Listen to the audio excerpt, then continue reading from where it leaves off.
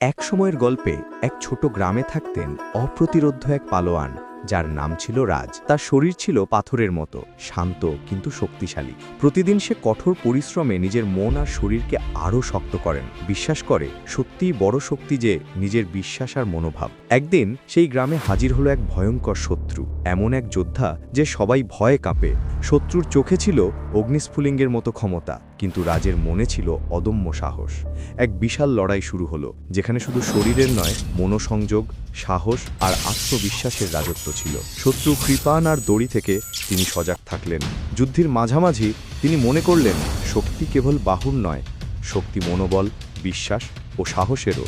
অবশেষে তার আত্মবিশ্বাসের জোরে তিনি শত্রুকে হারালেন। তাই বলতে চাই, সত্যিই শক্তি নিজের আত্মবিশ্বাসে, সাহসে আর বিশ্বাসে। এটাই আমাদের সবচেয়ে বড় অস্ত্র, যা আমাদের করে তোলে অনন্য বিজয়ী। এরকম মজার মজার শিক্ষণীয় গল্প দেখতে চাইলে ভিডিওটাকে লাইক দিয়ে সাবস্ক্রাইব করে দেন।